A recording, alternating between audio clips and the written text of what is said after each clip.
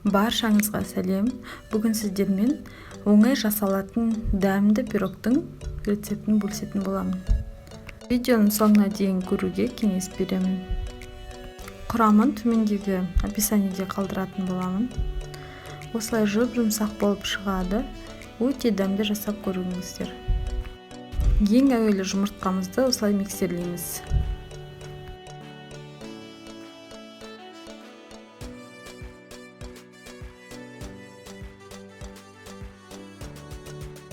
Үстіне қантымызды салып, оны да жақсылап миксерлейміз.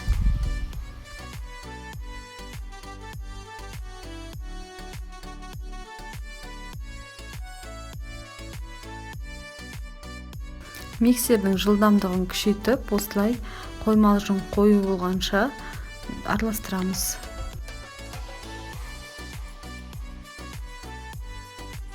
Бөлме температурасындағы майымызды салып, оны да бірге миксерлейміз.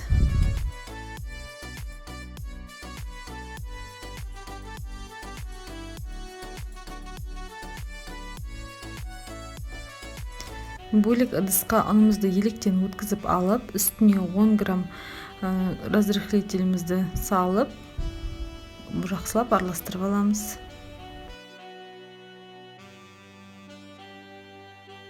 Енді осы ұнымыздың барлығын жаңағы сұйықтығымыздың үстіне салып, шетінен миксеріміздің жай жылдамдығына қойып, осылай араластырамыз.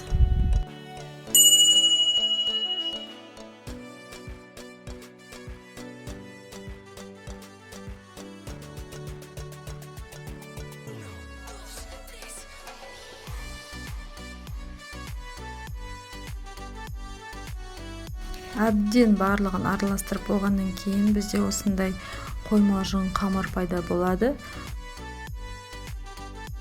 Осындай 24 немесе 22 сантиметрлік формамызды дайындап аламыз. Оған пергамент қағазын төсейміз.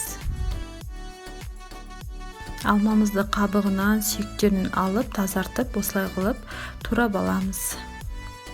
Өте жіңішке қылмай, кішкене қалыңдау қылып тураған дұрысырақ.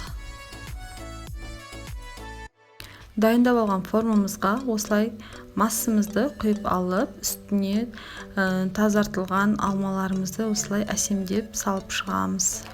Менен бір кеңес, алмаларды өте қатты батырмағандарыңыз жөн. Бізде осындай әдемі пирогтың формасы шықты. Енді оны 170 градусқа 30-40 минутқа пешімізге пісіріп аламыз. Біздің пирогымыз дайын, астарыңыз дәмді болсын. Жасап көруге кеңес беремін. Менің YouTube каналыма жазылып, лайк басуды ұмытпаңыз.